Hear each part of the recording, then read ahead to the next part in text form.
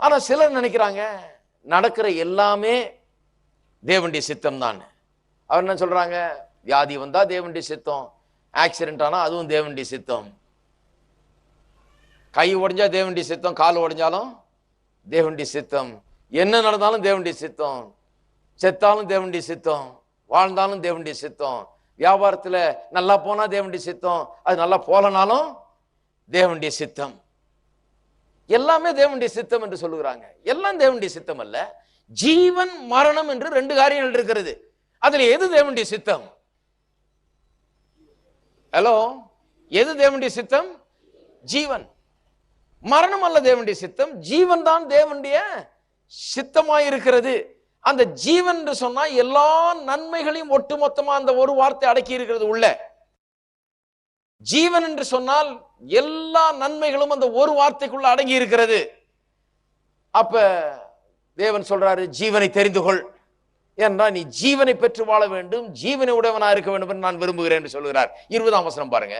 கர்த்தர் உன் பிதாக்களாகிய ஆபிரகாமுக்கும் ஈசாக்குக்கும் யாக்கோபுக்கும் கொடுப்பேன் என்று அவர்களுக்கு ஆணையிட்டு கொடுத்த தேசத்திலே குடியிருக்கும்படிக்கு உன் தேவனாகிய கர்த்தரில் அன்பு கூர்ந்து அவருடைய சத்தத்துக்கு செவி கொடுத்து அவரை பற்றி கொள்வாயாக.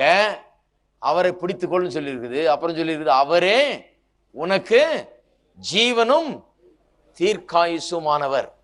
அவரே உனக்கு ஜீவனும் தீர்க்காயுசுமானவர். He is your life. என்ன அருமையா சொல்லியிருக்கு பாருங்க.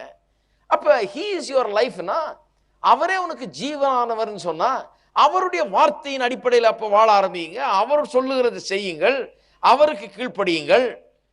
அவர் சொல்லுகிறதை செய்யும் போது நீங்க என்ன பண்ணுகிறீங்க? ஜீவனை தெரிந்து கொள்ளுகிறீர்கள். எப்படி ஜீவனை தெரிந்து கொள்கிறோம்?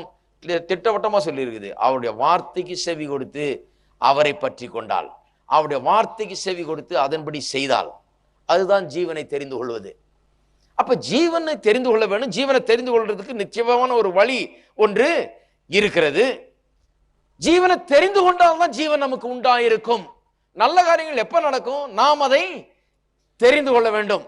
அப்பதான் நல்ல காரியங்கள் நம்முடைய வாழ்க்கையில நடக்க போகிறது. எப்படி என்கிறத நான் திட்டவட்டமா எடுத்து காண்பிக்க போறேன். எப்படி நல்ல காரியத்தை தெரிந்து கொள்வது, எப்படி நல்ல காரியங்கள் நம்முடைய வாழ்க்கையில நடக்க போகிறது என்பதை குறித்தெல்லாம் பார்க்க போகிறோம்.